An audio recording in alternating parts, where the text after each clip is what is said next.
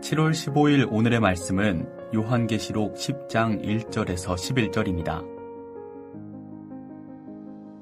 내가 또 보니 힘센 다른 천사가 구름을 입고 하늘에서 내려오는데 그 머리 위에 무지개가 있고 그 얼굴은 해 같고 그 발은 불기둥 같으며 그 손에는 펴놓인 작은 두루마리를 들고 그 오른발은 바다를 밟고 왼발은 땅을 밟고 사자가 부르짖는 것 같이 큰 소리로 외치니 그가 외칠 때에 7 우레가 그 소리를 내어 말하더라. 7 우레가 말을 할 때에 내가 기록하려고 하다가 곧 들으니 하늘에서 소리가 나서 말하기를 7 우레가 말한 것을 인봉하고 기록하지 말라 하더라. 내가 본 바 바다와 땅을 밟고 서 있는 천사가 하늘을 향하여 오른손을 들고 세세토록 살아계시니 곧 하늘과 그 가운데 있는 물건이며 땅과 그 가운데 있는 물건이며 바다와 그 가운데 있는 물건을 창조하신 이를 가리켜 맹세하여 이르되 지체하지 아니하리니 7째 천사가 소리내는 날 그의 나팔을 불려고 할 때에 하나님이 그의 종 선지자들에게 전하신 복음과 같이 하나님의 그 비밀이 이루어지리라 하더라. 하늘에서 나서 내게 들리던 음성이 또 내게 말하여 이르되 내가 가서 바다와 땅을 밟고 서 있는 천사의 손에 펴놓인 두루마리를 가지라 하기로 내가 천사에게 나아가 작은 두루마리를 달라 한즉 천사가 이르되 갖다 먹어버리라. 내 배에는 쓰나 내 입에는 꿀같이 달리라 하거늘 내가 천사의 손에서 작은 두루마리를 갖다 먹어버리니 내 입에는 꿀같이 다나 먹은 후에 내 배에서는 쓰게 되더라. 그가 내게 말하기를 내가 많은 백성과 나라와 방언과 임금에게 다시 예언하여야 하리라 하더라. 요한계시록 10장 1절에서 11절 말씀을 함께 묵상하겠습니다. 요한계시록을 이해하고 해석하는 데 어려운 이유는 상징이 많기 때문입니다. 그래서 상징을 요한이 쓴 의도대로 해석하면 요한계시록은 비교적 쉽게 읽을 수 있습니다. 요한계시록이 어려운 또 하나의 이유는 구조가 좀 복잡하기 때문이죠. 7인, 7나팔, 7대접이 순서대로 배열되어 있으면 그나마 좀 쉬울 텐데요. 그렇지가 않습니다. 이 3가지 재앙의 중간에 소위 삽입구라는 게 들어가 있습니다. 첫 번째 삽입구는 7인 재앙 중에 들어가 있는데요. 요한계시록 7장이죠. 계시록 7장은 14만 4천 명, 즉 끝까지 신앙을 지킨 자의 수가 나오는데요. 이는 고난과 환난 중에 끝까지 승리하는 교회에 대한 하나님의 위로입니다.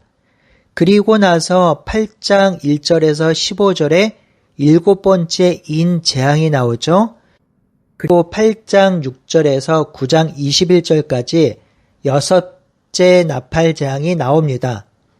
그리고 나서 10장에 7번째 나팔 재앙이 기록되어 있으면 좋겠는데요. 그렇지가 않아요. 10장과 11장 1절에서 14절은 요한계시록의 2번째 삽입구로 10장은 열린 책에 관한 내용이고 11장 1절에서 14절은 두 증인과 교회의 사명 완수에 대한 내용입니다. 그리고 나서 11장 15절에서 19절에 7번째 나팔 재앙이 나오지요. 그리고 나서 바로 대접 재앙이 나오면 좋으련만 다시 12장에서 14장에 3번째 삽입구가 나오고 비로소 15장과 16장에 3번째 대접 재앙이 나옵니다. 그리고 17장에서 22장 마지막 결론부가 기록되어 있습니다. 제가 단톡방에 이 구조를 정리한 것을 올려놓겠으니 참고하시면 되겠습니다. 이 구조에서 중요한 것은 인 재앙 사이에 한 장의 삽입구, 나팔 재앙 사이에 2장의 삽입구, 그리고 나팔 재앙과 대접 재앙 사이에 3번째의 삽입구 3장이 기록되어 있다는 것입니다. 이 삽입구들은 각각의 특징들이 있는데요. 10장과 11장 앞부분의 두 번째 삽입구는 여섯 번째 나팔 재앙과 일곱 번째 나팔 재앙 사이에 위치해 있고요. 이 삽입구는 전반부 1장에서 9장, 후반부 12장에서 22장을 연결해 주는 역할을 합니다. 특별히 10장은요. 7장에서 심판받지 않는 백성이 누구인지 알려주며 그들을 위로하기 위한 내용입니다. 이 두 번째 삽입구는 하나님이 마지막으로 행사하는 역사가 아니라 마지막이 되기 직전에 나타나는 행위를 상징적으로 묘사하고 있습니다. 특별히 요한계시록에 나오는 재앙들은 종말을 향해 가고 있기 때문에 뒤로 갈수록 종말에 가까운 재앙이 묘사되고 있습니다. 오늘 본문을 살펴보겠습니다. 오늘 본문은 세 단락으로 나누어 묵상할 수 있지요. 첫째 단락은 1절에서 4절 작은 책을 든 다른 천사의 등장이며 둘째 단락은 5절에서 7절 힘센 다른 천사의 맹세입니다. 셋째 단락은 8절에서 11절로 작은 책을 먹은 요한입니다. 첫째 단락 1절에서 4절을 살펴보도록 하겠습니다. 요한이 또 보는데 다른 천사가 구름을 잇고 하늘에서 내려옵니다. 다른 천사는 계시록 5장 2절과 18장 21절에 나오죠. 그러니 힘센 다른 천사라는 표현은 힘센 천사의 그룹이 있다는 것을 암묵적으로 보여줍니다. 본문에서는 천사의 형상을 보여주는데요. 머리에 무지개가 있고 그 얼굴은 해와 같고 그 발은 불기둥 같으며 그 손에는 펴놓은 작은 두루마리를 들고 그 오른발은 바다를 밟고 왼발은 땅을 밟고 있습니다. 머리 위에 무지개가 있다고 하는데요. 이것은 후광 같은 것입니다. 이 무지개는 언약적 표현이기도 하지요. 이 천사는 하나님의 언약을 간직한 하나님의 권위를 가진 존재로 볼 수 있습니다. 또한 땅과 바다를 밟고 있다고 하는데요. 이는 온 세상 위에 있다는 표현이며 펴놓은 작은 두루마리가 있는데 이는 5장의 책과 같은 것으로 이해될 수 있습니다. 이 두루마리는 5장과 연관성이 있습니다. 5장에서는 임봉되었는데 지금은 임봉이 떼어진 상태에 있지요. 이는 시간적 순서를 말하는 것보다 문학적 차원의 논리를 말하는 것입니다. 이 두 책의 차이점도 있지요. 5장에서의 책은 예수님의 사역과 연관되어 있고 10장에서의 책은 예수님의 사역에 근거한 성도들의 사역과 연관되어 있습니다. 3절에 보면 7 우레가 말을 할 때 내가 기록하려고 하다가 들으니 그것을 임봉하고 기록하지 말라 하였다고 하지요. 여기서 7 우레는 7인, 7 재앙과 같은 동일한 성격을 지닌 것으로 볼 수 있습니다. 그래서 요한은 이것을 기록하려고 했는데 음성이 나와서 그것을 기록하지 말라고 하였습니다. 요한이 기록하려고 했던 내용은 정확히 알 수 없지만 이전과 다른 너무 무서운 심판과 재앙의 내용일 수 있겠습니다. 참고적으로 요한계시록에는 4종류의 책이 나옵니다. 계시록 3장 5절에 생명책, 계시록 5장 1절에 보좌에 앉으신 이의 오른손에 있는 안팎으로 썩고 7인으로 봉한 책. 세 번째 책은 오늘 본문 2절의 작은 책. 네 번째 책은 계시록 20장 12절에 행위를 기록한 책이 나옵니다. 이러한 책이 나온다는 말은 하나님께서 말씀하시는 하나님, 소통하시는 하나님, 자신의 비밀을 계시하는 하나님으로 드러나고 있지요. 둘째 단락 5절에서 7절은 힘센 다른 천사의 맹세입니다. 그 천사는 하늘을 향하여 오른손을 들고 맹세를 하고 있습니다. 이는 다니엘서 12장 7절에 유사한 표현이 나오지요. 이 맹세의 대상은 세세토록 살아계신 이, 하늘과 그 가운데 있는 물건이며 땅과 그 가운데 있는 물건이며 바다와 그 가운데 있는 물건을 창조하시는 이입니다.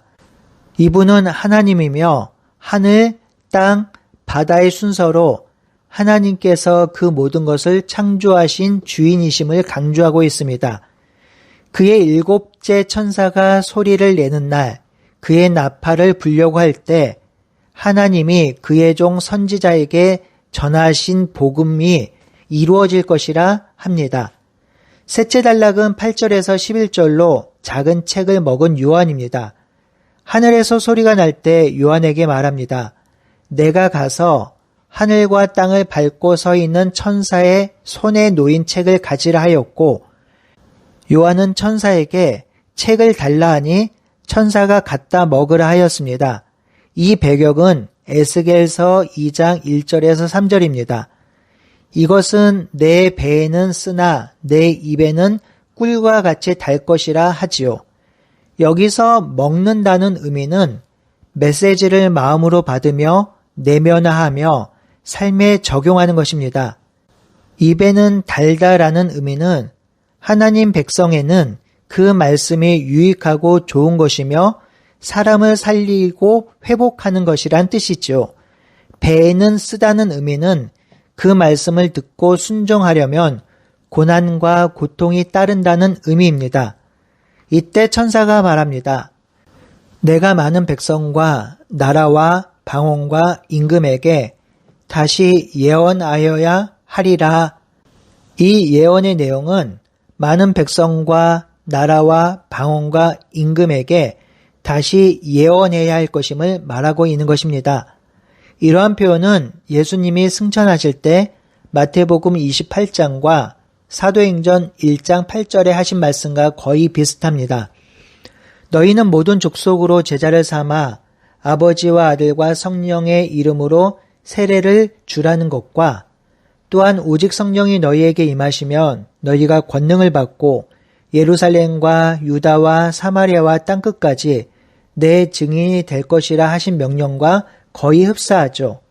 이 말은 사도 요한의 사명이며 교회를 향한 권면입니다. 교회는 이 세상 속에서 하나님 나라의 복음을 전하고 전수해야 한다는 것이죠. 다시 세상 속에 들어가 하나님의 비밀, 하나님 나라의 비밀을 전해야 한다는 것입니다. 오늘 말씀을 적용하겠습니다. 먼저 생각할 것은 6번째 나팔 이후에 삽입된 10장의 이 말씀을 소아시아 7교회가 들었을 때 어떤 생각을 했고 어떤 위로를 받았을까요? 지금 로마 황제의 핍박으로 외부적으로 오는 고난, 그리고 내부적으로 있는 불안감, 적그리스도가 판을 치는 상황 속에 있지만 하나님께서 여전히 교회를 붙들고 계시며 그 교회에 사명을 주고 계심을 볼 수 있습니다. 사랑하는 성도 여러분, 우리가 살아가는 이 세상도 외부적으로 고난과 핍박만 없을 뿐이지 오히려 우리를 해하는 많은 요소가 우리 일상 가운데 깊이 침투해 있습니다. 스마트폰을 한번 열면 한두 시간은 그냥 지나가며 그것이 우리들에게 주는 메시지를 들어야 합니다. 많은 사람들이 화려하고 외식적인 겉모습을 드러내며 자신의 겉모습만 드러내므로 그 일상을 따라 살려고 애를 쓰는 시대입니다. 하지만 그런 외형적인 모습에 가려진 내적인 모습은 아프고 힘들고 공허함에도 그것을 보지 못하고 화려한 외적인 모습만 따라가려고 하는 세상입니다. 이런 세상에 우리는 주님의 말씀을 먹으며 주님의 말씀을 따라야 합니다. 그리고 주님이 주시는 위로를 누리며 그 위로가 참된 것임을 기억해야 합니다. 그리고 그 주님의 말씀을 전해야 하지요. 우리가 전하지 않으면 이 땅의 진리는 사라지며 진정한 소망을 말하는 자들이 없게 됩니다. 그러니 우리 모두가 복음을 선명하게 이해하고 붙들므로 이 세상의 빛과 소금으로 살아가는 우리 모두가 되며 그 복음을 전하는 우리의 일상이 되길 간절히 바라고 소원합니다. 함께 기도하겠습니다. 하나님, 하나님의 말씀대로 이 땅을 살아가는 것이 힘듭니다. 이 땅의 많은 사람들은 외적인 것에만 치중하여 살아갑니다. 그 내면은 썩고 골마 터져 있지만 그것을 바라보지 못합니다. 이런 세상을 그리스도인들도 무작정 따라가는 모습들이 드러납니다. 하나님, 우리가 하나님의 말씀을 듣고 하나님의 말씀을 붙들고 그 말씀대로 살아가게 하여 주시옵소서. 말씀이 우리들에게 참된 소망이 되게 하여 주시고 그 소망을 붙들고 살아갈 수 있는 우리가 될 수 있도록 인도하여 주시옵소서. 예수님의 이름으로 기도드리옵나이다. 아멘.